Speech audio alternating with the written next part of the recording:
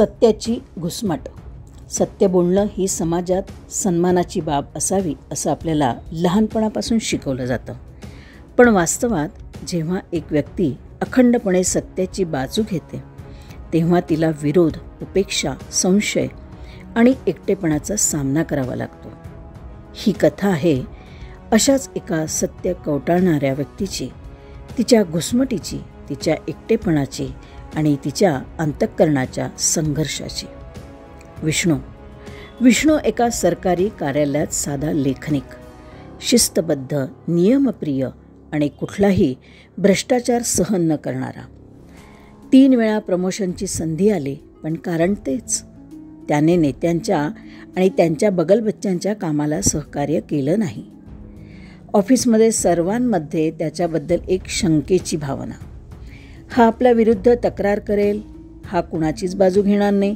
त्यामुळे विष्णू एकटा पडतो. लंचवेळी त्याच्यासाठी जागा नसते, चहासोबत प्यायला कुणी नसतं आणि गल्लीच्या गप्पांमध्ये तर असतच नाही. कुटुंबही थोडं नाराज. तुझ्या प्रामाणिकपणामुळे काहीच मिळत नाही.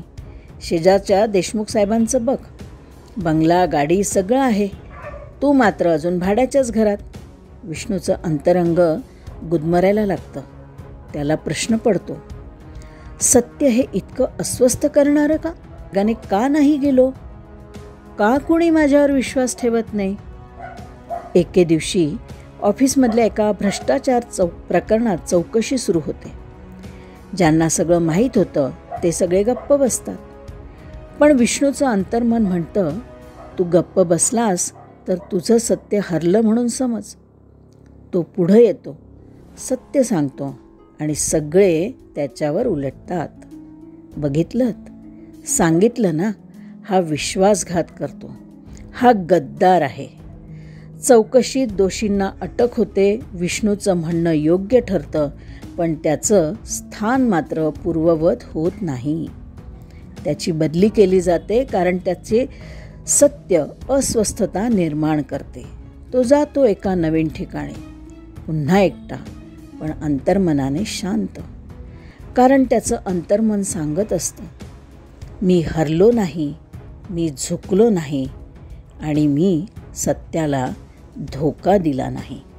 मी तात्पर्य, सत्य हे नेहमीच विजय मिळवून देतं असं नाही, पण ते अंतःकरणाला शांतता देतं.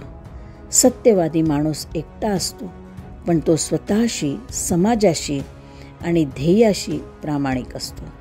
त्याची घुसमट ही त्याच्या समाजातील पोकळ सिस्टीम विरोधातली असते आणि हीच त्याची खरी ताकद असते. आणि समाजात प्रत्येक क्षेत्रात असा एखादा तरी विष्णू आपले सत्य उराशी कवटाळून सत्याने निर्माण केलेल्या अस्वस्थतेशी झगडत आहे.